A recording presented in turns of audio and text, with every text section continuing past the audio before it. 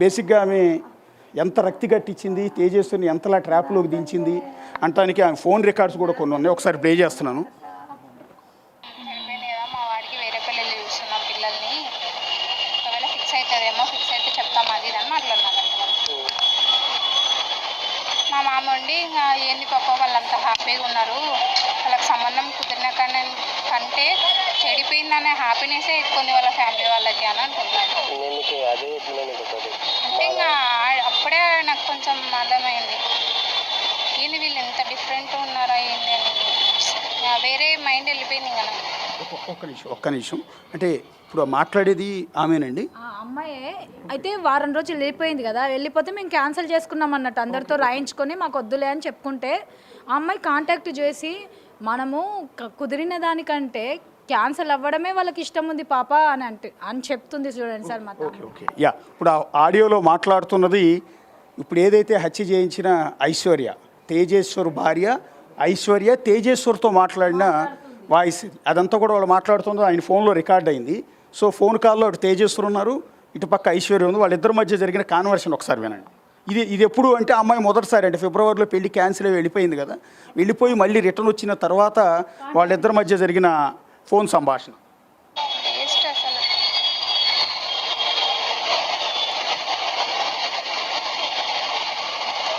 ఈమె కూడా అనకూడదు అట్లా, తప్పు. ఇప్పుడు నువ్వు ఇచ్చే పొజిషన్ ఉంటే చెప్పాలా నువ్వు ఇస్తా అది ఇది అని, నువ్వు తర్వాత వాళ్ళ దగ్గర ఒక మాట అని నా ముందర ఒక మాట మాట్లాడకూడదు. నీ వల్లే ఇట్లా అయింది, నీ వల్లనే ఇంత బాధ వస్తుంది, నీ వల్లనే ఇట్లా అయిపోతున్నా అంటే అనకూడదు కదా, తప్పే కదా అది.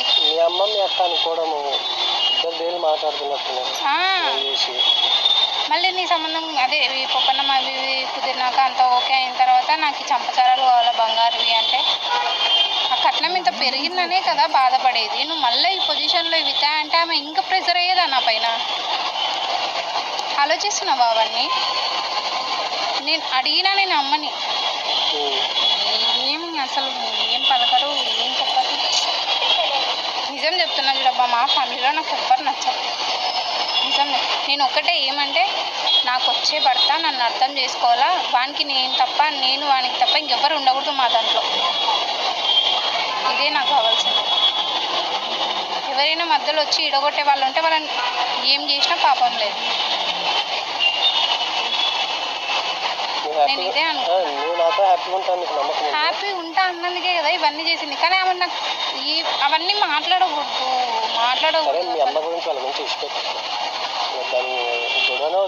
కట్నం వద్దు, అది గొడవనే వద్దు. ఇప్పుడు మీ ఇష్టం, మీ అమ్మ తర్వాత పెట్టుకో, అది నీ ఇష్టమో మీ అమ్మ ఇష్టమే. కానీ నేను ఒకటి ఫిక్స్ అయ్యి వచ్చిన అంతే.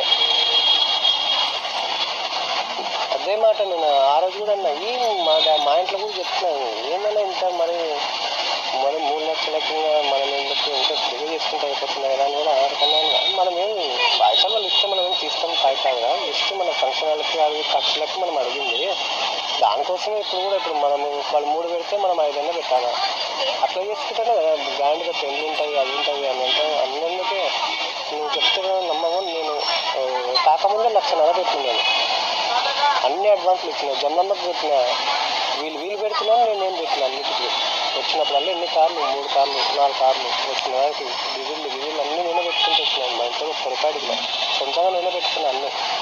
వాళ్ళు సపోర్ట్ చేశారు, ఏమైనా కావాలా ఒక 50,000 వేసుకోరా అకౌంట్ అని. నాకేమొద్దు, నా దగ్గర ఉన్నాయి, నేను తీసుకుంటా. ఆడికి వస్తున్నారు అది బట్టల దగ్గర దానిల దగ్గర అన్ని గొడవలు అది పడుతున్నారు కదా. ఆడికి చెప్పినా నేను అమ్మకి ఎన్నిసార్లు చెప్పినా తెలుసా, సరే మా అవన్నీ వద్దు, సరే ఇప్పుడు నాకు నచ్చినది నేను తీసుకోమన్నారు, తీసుకున్నాను, అయిపోయింది. ఆడికి ఇవన్నీ వాళ్ళు ఆడవాళ్ళే అంత, నేను కూడా ఆడదానే కదా, మనమే అంత. చీరల దగ్గర బట్టల దగ్గర ఏడైనా అంత. ఇప్పుడు ఏంది వాడు నాకు నచ్చినాడు, వానికి నేను చాలా ఇష్టం అని చెప్పినాడు, వానికి నాకు మధ్యలో లేదు, మీరంతా ఎందుకు? సరే ఇప్పుడు ఒకటి ఈ పెళ్లి చీరలు ఒకటే కదా, అదేం రోజు కట్టుకొని నేను తిరగాను కదా, తర్వాతకు వాడు ఎంతనా పెడతాడు కదా, ఎందుకు అవన్నీ ఇప్పుడు దానిల కోసం ఎందుకు గొడవ పడుతున్నారు అని కూడా చెప్పింది. పట్టీల దగ్గర కూడా గొడవనే తెలుసా, పట్టీల దగ్గర కూడా నన్నే అన్నాడు. వాళ్ళు ఏంది ఏందో అన్నారంట, పాత ఏందో కొత్త ఏందో నాకు అవన్నీ తెలియదు, ఏందో 2 తులాలు 10 తులాలు ఏమో చెప్పిస్తా అంటే తక్కువ చేపించి పంపించినారంట. డబ్బులు నువ్వు ఇచ్చినావేమో తెలియదు, మీ అమ్మ మా వాళ్ళు అంటే మా దాంట్లో ఇట్లా 2 తులాలు చేపించాలనుంది, మాకు కానీ ఆడేమైంది తక్కువ చేయించి పంపించేసినారు ఈడ తక్కువ చేస్తే పంపించినారు దానికి నాకే చూడు ఇంతనే మేము ఇంత చెప్తే ఇంతే చేపించినారు మళ్ళీ నువ్వు దగ్గరుండి ఏం చేసినావు అడిగినా సెలెక్షన్ చేసింది కానీ మీ అమ్మ ఏమనిందంట లేదు ఇవే బాగున్నాయి ఇవే తీసుకో. ఆయన కూడా ఈ షాప్ అని ఏమన్నాడు ఫస్ట్ అయితే పాపకి చూపియండి పాపకి ఎంగేజ్మెంట్ అంటున్నారు కదా పెట్టండి నచ్చలేదా మనం వాపస్ ఇచ్చి మనం వేరేది తీసుకుపోండి. నేను అమ్మని ఏం చెప్పాలా అమ్మ ఇప్పుడు ఒకటి తీసుకో ఏదో ఒకటి పెళ్ళయ్యేంత వరకు కొంచెం ఓపిక పట్టుకొని ఉంది పెళ్ళయిన తర్వాత మాకు ఇష్టం వచ్చినట్టు మేము ఉంటాం కదా అప్పుడు ఒకవేళ నాకు ఏది నచ్చితే అది నేను తీసుకుంటాను ఇప్పుడు ఎందుకు దానికి కూడా గొడవనా.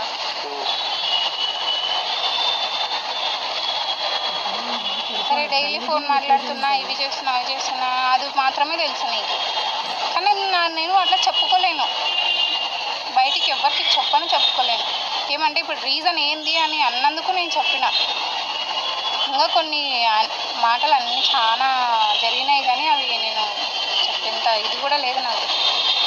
ఇక్కడ ఎంత మహానటి అంటే ఈ కాన్వర్షన్ అంతా కూడా మొదటిసారి అంటే ఫిబ్రవరిలో ఎంగేజ్మెంట్ అయ్యి పెళ్లి ముహూర్తం రెడీ చేసి అన్ని ఏర్పాట్లు చేసుకున్న తర్వాత అంటే అతనితో కలిసి వెళ్ళిపోయి వచ్చిన తర్వాత అమ్మాయి వెళ్ళిపోయిన తర్వాత సార్ మేము వద్దన్నాం ఒక్కసారి వారం రోజులు వెళ్ళిపోయిన తర్వాత నువ్వు ఎట్లా పెళ్లి చేసుకుంటావు అని అందరం నిలదీసినాం తిట్టినాం బాగా కోపం అయితే చూడు ఆ అమ్మాయి ఎట్లా మాట్లాడింది కాంటాక్ట్ చేసి అని మా తమ్ముడు మాకు రికార్డు పంపించినాడు. ఇక్కడ విచిత్రం ఏంటంటే ఈమె ఆల్రెడీ తేజేశ్వర్తో ఎంగేజ్మెంట్ చేసుకుని పాపం పెళ్లి అరేంజ్మెంట్స్ ఆల్రెడీ చూడండి ఎన్ని ఏర్పాట్లు చేశాను అనేది ఎంతెంత ఖర్చు పెట్టి ఏమేమి కొన్నాను మొత్తం తేజేశ్వర్ చెప్తూ ఉన్నాడు. అంతా కంప్లీట్ వీళ్ళే అరేంజ్ చేసుకున్నారు పెళ్లికి సంబంధించి. సో అవన్నీ చేసుకున్న తర్వాత బ్యాంకు మేనేజర్తో ఒక వారం రోజుల పాటు చెన్నై వెళ్ళిపోయి ఆ తర్వాత మళ్ళీ రిటర్న్ వచ్చిన తర్వాత అతనితో మాట్లాడుతున్న ఆడియో అందులో ఏం చెప్తోంది అంటే నా భర్త అనేవాడు ఎలా ఉండాలి అంటే ఆల్రెడీ వీడు వేరే వాడితో వెళ్ళిపోయి మళ్ళీ వచ్చి నా భర్త ఎలా ఉండాలి అంటే నేను నా భార్య అంటే బాగా ఇష్టం చూపించాలి భార్యకి భర్త అన్నట్టుగా ఉండాలి అని. అసలు ఆ వాయిస్ వింటే ఆమె ఎంత మహానటి అనేది అంటే తేజస్సుని ఎలా ట్రాప్లో దించింది అనేది. నేను ఒకటే ఏమంటే నాకు వచ్చే భర్త నన్ను అర్థం చేసుకోవాలా వానికి నేను తప్ప నేను వానికి తప్ప ఇంకెవ్వరు ఉండకూడదు మా దాంట్లో ఇదే నాకు కావాల్సింది. ఎవరైనా మధ్యలో వచ్చి ఇడగొట్టే వాళ్ళు ఉంటే వాళ్ళని ఏం చేసినా పాపం లేదు. అర్థమైంది కదా నాకు వచ్చే భర్త ఎలా ఉండాలంటే నేను నా భర్తకి నేను ప్రాణం అన్నట్టుగా ఉండాలా అంతగా ప్రేమించాలా. సో మధ్యలో మమ్మల్ని విడగొట్టే వాళ్ళు ఉంటే అసలు ఊరుకునేది లేదు అంటే విడగొడుతున్నారంటే వీళ్ళందరూ వద్దంటున్నారు కదా అందుకని అంటే ఏ విధంగా నమ్మించింది తేజస్వర్ని అని. సో ఈ విధంగా అతన్ని ట్రాప్లోకి లాగి అతన్ని వేధించి చివరికి ఫ్యామిలీ అంత ఇష్టం లేకపోయినా కూడా పెళ్లి చేసుకుని ఈరోజు అత్యంత దారుణంగా దుర్మార్గంగా అతన్ని హత్య చేయించింది. సరే అమ్మా ఇంకా ఆడియోలు ఉన్నాయమ్మా ఇది ఒకటేనా. చాలా మంచి వ్యక్తి సార్ ఇతడు పెళ్లి చేసుకున్నప్పుడు కూడా ఆ అమ్మాయి ఒక్క రూపాయిది ఆశించాలి. ఆ అమ్మాయికి తాలిపట్టు పుస్తెళ్తాడు డైలీ యూస్కి చైను అవన్నీ చెప్తున్నాడు పాపం పెళ్లికి ఏమేమి అరేంజ్ చేశాను ఎక్కడెక్కడ ఎంత అడ్వాన్స్ ఇచ్చాను ఇంత ఖర్చు పెట్టి నేను అరేంజ్మెంట్ చేసుకుంటూ వెళ్ళిపోయినావు అని అడుగుతున్నాడు పాపం. ఒక్క రూపాయి అమ్మాయి నుంచి ఆశించకుండా మొన్న పెళ్లి ఖర్చు కూడా లేచిపోయి పెళ్లి చేసుకునేటప్పుడు కూడా 3-4 లక్షలు వీడి చేతి నుంచే పెట్టి చేసుకుని బాగా కష్టపడే వ్యక్తి సార్. బాగా సంపాదించుకుందాము కష్టపడదాం బాగుపడదాం అనే లక్షణాలు ఎక్కువ వాడికి. వాడి డబ్బుకు ట్రాప్ చేసింది కానీ వాడిని ఇష్టపడినట్టు మోసం చేసి వానికి లేనిపోని మాటలు చెప్పి పెళ్లి చేసుకొని వాడిని చంపేపించింది చూసా. ఇది మహాఘోరం. ఎందుకు అనుకుంటున్నారమ్మా నేను ఇప్పుడు ఎవరికి అర్థం కాని ప్రశ్న అదే. సో ఇప్పుడు మొదటిసారి ఆల్రెడీ వెళ్ళిపోయింది రెండోసారి వెళ్ళిపోయినా మీరు పెద్ద పట్టించుకోరు కదా. ఇందాక మీరు అన్నారు మేమే పంపించేవాళ్ళం కావాలంటే అని. ఎందుకు మీ అబ్బాయి మీ తమ్ముడిని చెప్తా సార్ నాకు ఇప్పుడు మొన్న మొత్తం డీటెయిల్స్ తెలిసిన తర్వాత నాకేమనిపించింది అంటే వీడు ఒక అమాయకుడు వీని ఊకే పెట్టుకో ఏదో నేను ఆడిందే ఆట పాడిందే పాట ఉంటుంది వీడు చెప్పినట్టు వింటాడు. చాలా మంచి వ్యక్తి భార్యను మంచి చూసుకోవాలి తల్లిదండ్రులు మంచి చూసుకోవాలి రెస్పాన్సిబిలిటీ డిసిప్లిన్గా మారిపోయి ఉన్నాడు. అంతగా ఈయన ఒక పెట్టుకొని నేను యూజ్ చేసుకోవచ్చు అన్న ఉద్దేశంతోనూ మా తమ్ముని పెళ్లి చేసుకుందని నాకు అనిపించింది సార్ ఈమె గురించి ఎంక్వైరీ చేసిన తర్వాత. కానీ మాకు ఒక విషయం మాకు ఇష్టం లేదని చెప్పి మేమే మెడబట్టి దెబ్బతున్నాం అన్యాయంగా మా తమ్ముని అన్యాయం చేసింది సార్. మా తమ్ముడు డ్యాన్స్ చేస్తే ఎంతమంది పిల్లలు అబ్బబ్బబ్బా ఎంత ఇష్టపడుతుండ్రి. అప్పుడు కూడా మేము మా తమ్ముడు ఒక్కరికి కూడా కన్నెత్తి చూసలేడు సార్. ఒక్కరిని కూడా అట్లా చేసుకున్నా కూడా మేము సంతోషపడుతుంటాం సార్. నిజం చెప్తున్నాము. ఈ అరేంజ్డ్ మ్యారేజే ఇంత ఘోరంగా చంపేస్తే అసలు పెళ్ళంటేనే భయం వేస్తుంది. ఎట్లా చూడాలి ఏం చూడాలి అనేది అర్థమవుతలేదు. మొన్న మేఘాలయాలో ఇలాంటిదే జరిగిందమ్మా. ఈ సందర్భంగా మిమ్మల్ని గుర్తు చేస్తున్నాను. సేమ్ అక్కడ కూడా మంచివాడిని చక్కగా అతనికి వెహికల్స్ ఉన్నాయి బిజినెస్ ఉంది అతన్ని పెళ్లి చేసుకుంది మేఘాలయ మనం హనీమూన్కి వెళ్దామని మేఘాలయ తీసుకెళ్ళింది. ఆల్రెడీ ఆమెకు ముందుగానే లవర్ ఉన్నాడు, అతను కూడా అక్కడికి తీసుకెళ్ళి సుపారీ గ్యాంగ్ డబ్బులు ఇచ్చి వాళ్ళ చేత మర్డర్ చేయించేసి హస్బెండ్ బాడీని అక్కడ పడేసి ఈమె పారిపోయి మా మీద దొంగలు అటాక్ చేశారని క్రియేట్ చేసి ఆ ఇన్సిడెంట్ జరిగిన తర్వాత ఇది రెండో దేశంలోనే రెండో ఇన్సిడెంట్ అమ్మ ఈ విధంగా భర్తను చంపించడం పెళ్ళైన తర్వాత అనేది. అది కూడా సేమ్ పెళ్ళైన నెల రోజులకి, ఇది కూడా పెళ్ళైన నెల రోజులకి. సో ఇది ఆ ఇన్స్పిరేషన్గా ఏమన్నా వీడు చేయించి ఉంటుంది అనుకుంటున్నారా? అదంతేం లేదు సార్. ఇతన్ని అడ్డు తొలగించుకుందాము అని అనుకొని చేసినారు అన్నట్టు అనిపిస్తుంది. అడ్డు అంటే ఇప్పుడు మీరేం అబ్జెక్ట్ చేయరు, పెద్దగా మీరేం గొడవ చేసే పరిస్థితి కూడా లేదు, ఎందుకు అమాయకుడిని అడ్డు తొలగించుకోవటం అనేది కదా ఇక్కడ ప్రశ్న. అంటే వాళ్ళిద్దరు ఏమేమి మాట్లాడుకున్నా వాళ్ళ ఎంక్వైరీలో పోలీసులు అయితే మాకు ఇంకా అంత ఇన్ఫర్మేషన్ ఇవ్వలేదు సార్. ఒకవేళ అంత మేము రికార్డ్స్ ఏం మాట్లాడింది అనేది మాకు తెలియదు. కాకపోతే మే 13వ తారీఖు నుంచి మార్చి 13వ తారీఖు నుంచి జూన్ 13వ తారీఖు వరకు 2200 కాల్స్ అయితే ఆ బ్యాంకు మేనేజర్తోనే మాట్లాడింది సార్. ఆ టైంలో మా తమ్ముని దగ్గర 120 కాల్సే మాట్లాడింది. ఈ అమ్మాయితో ఆ బ్యాంకు మేనేజర్తో అక్రమ సంబంధం ఉంది అన్నట్టుగా కొంచెము వార్తలు స్ప్రెడ్ అయినాయి. మేము మా తమ్ముతో ఈ విధంగా మాట్లాడింది కాబట్టి కొంచెం మంచిగా మారుతుంది, మంచిగా ఉంటారులే ఇంకా అన్నట్టు మేము అనుకున్నాం సార్. వీడు ఇంత ఇదిగా ఇష్టపడినప్పుడు ఏం కాదని లేకపోయినాం, ఇంకా గొడవ పడినాం కానీ ఒప్పుకోకపోయాం. ఒక్కసారి ఆయన ఇన్స్టా అకౌంట్ ఓపెన్ చేసాము, తేజాది. సో ఒకసారి ఇది మంచి డ్యాన్సర్ ఆయన, ఈటీవీ డి షోలో కూడా పార్టిసిపేట్ చేశారు, డ్యాన్స్ బేబీ డ్యాన్స్లో కూడా పార్టిసిపేట్ చేశారు చిన్నప్పుడు అని చెప్తున్నారు. డ్యాన్స్ మీద చాలా మంచి ఇంట్రెస్ట్ ఉంది. ఒకసారి ఆ వీడియో, డ్యాన్స్ వీడియో ఒకసారి ప్లే చేయండి. అంటే ఎంతటి దుర్మార్గం, ఎంతటి అరాచకం అంటే దేశంలో ఇది రెండో ఘటన. మొదటి ఘటన మేఘాలయలో మనం చూసాము, రెండో దారుణమైన ఘటన ఇది. ఒక మంచి పచ్చని కుటుంబంలో చిచ్చుపెట్టింది ఆ మహాతల్లి. ఎందుకు ఇలా జీవితాలతో, మగవాళ్ళ జీవితాలతో ఆటలాడుకుంటారు? ఇవాళ మగవాళ్ళ జీవితంతో కదా, ఎంటైర్ ఫ్యామిలీతో ఆట ఆడుకుంది ఈరోజు, ఇంతమందిని ఏడిపిస్తోంది. ఒక చిన్న లాజిక్ ఏంటంటే, నీ మానాన్ని వెళ్ళిపోయి ఉంటే వాళ్ళే పంపించేవాళ్ళు గౌరవంగా. అలాంటిది నాకు నువ్వు ఇష్టం లేదు, నాకు అతనే ఇష్టం అంటే వీళ్ళు చక్కగా దండ వేసి మరీ పంపించేవాళ్ళు. ఎందుకు అతన్ని పొట్టను పెట్టుకోవాల్సి వచ్చింది, ఎందుకు ఇంత కిరాతకంగా చంపాల్సి వచ్చిందని. ఒక్కసారి మన అతని డ్యాన్సులు కూడా మీరు చూడొచ్చు. తేజేశ్వరి ఎంత మంచి డ్యాన్సర్ అంటే, బేసిక్గా ప్రైవేట్ సర్వేర్గా పనిచేస్తున్నా కూడా ఇంత బంగారం లాంటి నిజంగా ఎవ్వరికీ హాని చేయలేదు ఆ ఫ్యామిలీ. సో అలాంటి ఫ్యామిలీని ఎందుకు వేధించారు, ఎందుకు ఈ రకంగా పొట్టను పెట్టుకుంది అనేది ఎవరికి కూడా అర్థం కావటం లేదు. అంటే ఇక్కడ కొడుకుని గుర్తు చేసి తల్లిని ఏడిపించే ఉద్దేశం కాదు, ఇది గుర్తు చేయాలన్న ఉద్దేశంతోనే. ఇది ప్రపంచానికి తెలియాలి. సో ఈ కారులోనే తేజేశ్వరిని కిడ్నాప్ కాదు, పని ఉంది, కర్నూలులో సర్వే చేయాలి ఒక ల్యాండ్ అని చెప్పి ఇదే కారులో ప్రస్తుతం టోల్గేట్ దగ్గర నుంచి కారుని తీసుకున్నారు. వైట్ కలర్ డిజైర్ కార్ అది. ఈ డిజైర్ కార్ అది కూడా ట్రాన్స్పోర్ట్కి సంబంధించిన, అంటే ట్యాక్సీ వెహికల్ అన్నట్టు, ఎందుకంటే ఎల్లో ప్లేట్ ఉంది. AP 39 UK 3157 Dzire white colour.